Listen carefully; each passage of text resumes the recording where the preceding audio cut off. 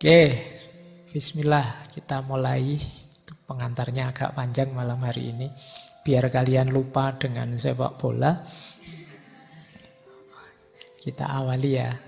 Ini menarik, malam hari ini kita akan belajar. Ini sebenarnya melanjutkan minggu lalu. Minggu lalu kita belajar etika tanggung jawab. Nah, etika tanggung jawab ini nanti dikritik, tapi sekaligus dikembangkan oleh Hans Jonas dengan konsepnya etika masa depan.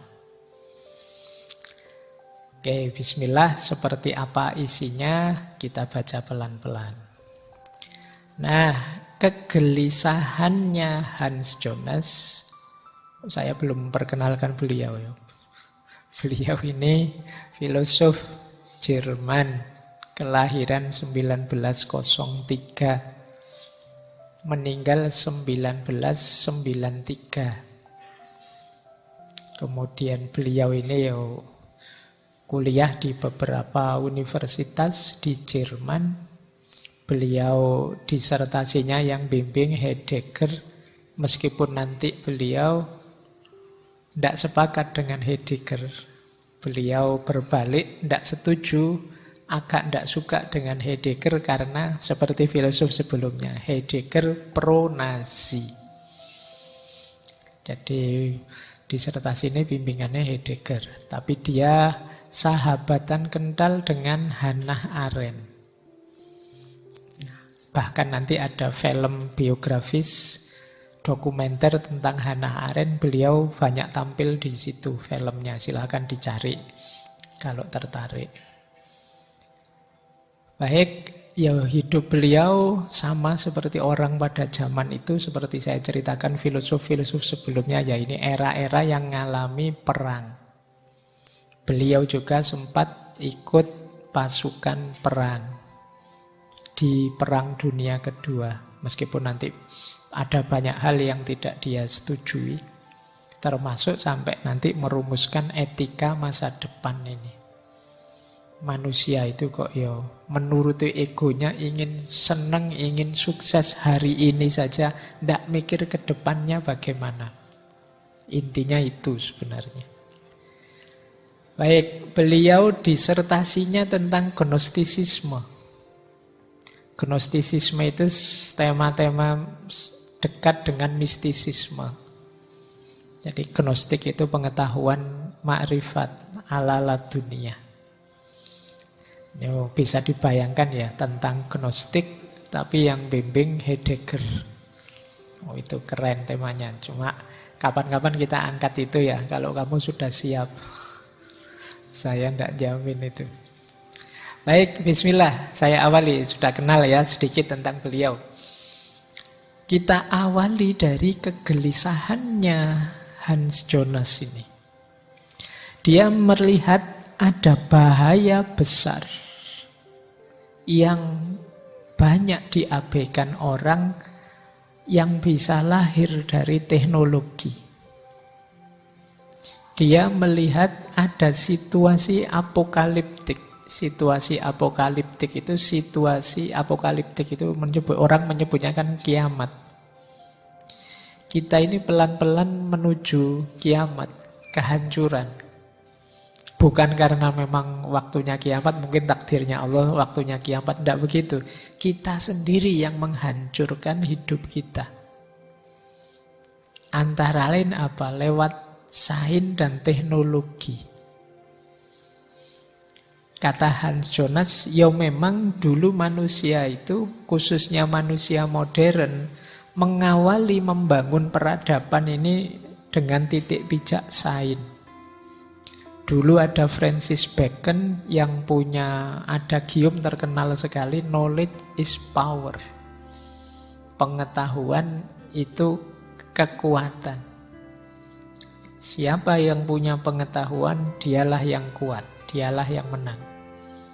Mungkin adagium ini sekarang mungkin sudah tidak terlalu relevan lagi. Kalau sekedar pengetahuan, setiap orang bisa tahu apa saja hari ini dengan Google-nya, dengan gadgetnya, dengan medsosnya. Tapi zaman itu knowledge is power ini jadi pijakan orang untuk mengembangkan sains dan teknologi. Manusia tertantang untuk menguasai sebanyak mungkin pengetahuan, kemudian memanfaatkan pengetahuan itu untuk kehidupannya. Sampai di titik ini bagus. Tapi selanjutnya, semakin manusia mengembangkan teknologinya, dia semakin tidak mampu menguasai teknologi yang dia ciptakan. Akhirnya situasinya dibalik. Sekarang kita yang disetir oleh teknologi. Ini istilahnya Hans Jonas, ini kayak senjata makan tuan. Kita itu merancang teknologi untuk memudahkan kita. Jadi alat untuk tujuan kita biar lebih efektif, lebih cepat. Tapi kita tidak sadar kemudian teknologi yang kita ciptakan ini ngatur kita. Jadi dalam banyak hal, ya teman-teman bisa ngecek ya kayak HP kita, gadget kita, mekanisme apa saja, ketergantungan kita di banyak teknologi. Kita rasanya tidak bisa hidup tanpa itu, apalagi generasi Z hari ini. Generasi Z hari ini itu ya native-nya itu memang native teknologi. Sejak lahir sudah akrab dengan teknologi. Kalau generasi saya mungkin masih mending ya. Saya 70-an itu masih ngalami tidak ada listrik. Masih ngalami saya itu kalau mandi harus nimbo dulu. Kalau nggak nimbo ya rasain sendiri, tidak mungkin dapat air untuk mandi. Kalau kalian tinggal pencet hari ini tinggal muter keran. Kalau dulu enggak. Ngalami kalau maghrib semua berlomba-lomba mempa lampu. Kalian enggak ngalami situasi begitu. Masih ngalami kalau malam banyak suara kodok, suara jangkrik, padang bulan dan lain sebagainya. Sekarang padang lampu. Jadi seandainya tiba-tiba ada tragedi sehingga enggak ada listrik, enggak ada apa-apa, itu saya pernah ngalami. Mungkin lebih bisa survive. Tapi kalian yang generasi 2000 ke atas, itu ya sejak lahir sudah teknologi. Kalian listrik mati 2-3 jam aja kan rasanya kiamat sudah dekat. Ini mau ngapain, ini listrik tidak ada, mau HP ya juga sinyal mati, mau itu kan kalian tersiksa sekali itu. Padahal mungkin 2-3 jam saja. Kalian tidak bisa tanpa itu. Dulu saya bayangkan ya ngantri di dokter misalnya itu bisa berjam-jam tanpa HP kuat. Sambil ngobrol dengan orang sebelah-sebelah itu. Tapi sekarang saya tidak jamin. Kalian tidak pegang HP terus ngantri lama itu mending besok saja ngantrinya. Yang bikin kamu bertahan kan ada HP terus kamu asik dengan HP-mu ngantrinya tidak terasa. Sekarang beda sudah situasinya. Gara-gara apa? Teknologi. Kita disetir oleh teknologi. Kemarin waktu pandemi itu kuliah bisa libur kalau Zoom-nya error. Atau kamu sengaja bikin error. Kenapa? Kita dikendalikan oleh teknologi. Jadi situasi berbalik sekarang. Teknologi yang harusnya kita kendalikan berbalik jadi senjata makan tuan. Kita itu anak buahnya teknologi. Dan ini situasi apokaliptik. Ini bisa kiamat dunia manusia ini. Ya contohnya banyak. Ini contoh hari ini kan gadget. Kalau zamannya Hans Jonas ini ya banyak sudah teknologi-teknologi yang mengambil alih peran manusia. Yang manusia itu sampai tidak ada gunanya. Kayak dulu waktu kita mengkaji yang tentang cyborg Donna Haraway, itu kan manusia itu habis sudah hari ini. Dulu manusia membangga-banggakan bahwa kita ini paling istimewa, pusatnya alam semesta. Tiba-tiba muncul teori heliosentris. Bumi ndak pusat, ya pusatnya matahari kok.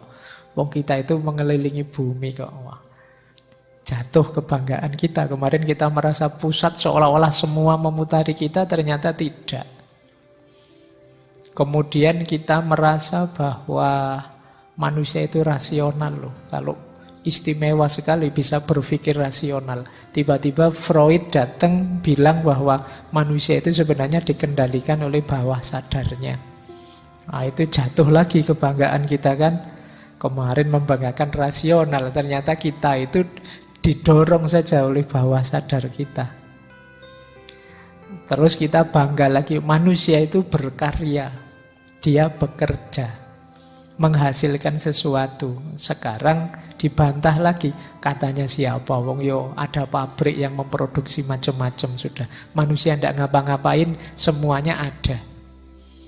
Runtuh kebanggaan kita. Manusia ternyata tidak penting.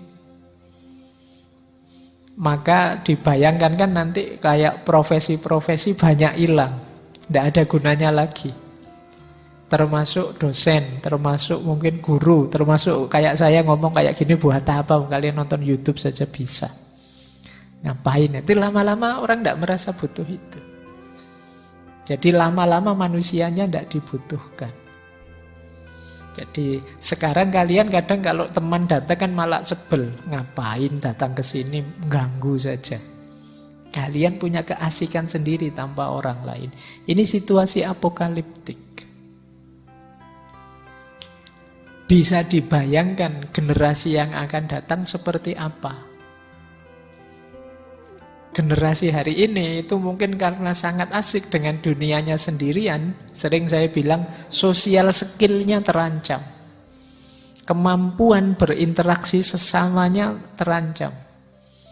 Mungkin kalian tidak canggih lagi berkomunikasi dengan baik. Karena jarang bergaul. Tidak paham ini bergurau apa serius. Orang lagi gurau dia serius, marah-marah sendiri.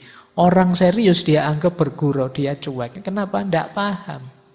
Tidak ngerti. Apalagi urusan tata krama, adab, sulit sudah. Kadang-kadang mahasiswa itu, Pak, besok pagi saya bimbingan ya, saya tunggu Bapak di kantor jam 9. Oh, itu luar biasa itu. Saya dipaksa untuk ke kantor jam 9 besok. Loh, saya tidak nyalain dia. Mungkin dia anggap itu sudah sopan itu. Kenapa? Dia tidak punya social skill yang mumpuni karena selama ini pengalaman dia ya bergaul dengan gadgetnya. Di medsos itu kan kalian ngomong apa aja aman karena kamu tidak kelihatan siapa kamu. Tapi begitu ketemu real, gagap kalian. Oh, itu generasi ke depan bisa situasinya seperti ini. Lama-lama bisa manusia itu kehilangan kemanusiaannya. Nilai dirinya hilang. Yang saya omongkan ini sudah diramalkan oleh banyak filosof, sudah dikeluhkan oleh banyak ulama, banyak tokoh-tokoh. Tapi terus bagaimana? Nah, ini yang jarang orang mikir terus bagaimananya itu. Yang berpikir kemudian salah satunya Hans Jonas ini. Ancaman situasi apokaliptik. Ancaman situasi kiamat manusia yang diciptakan oleh manusia sendiri. Mengatasinya bagaimana?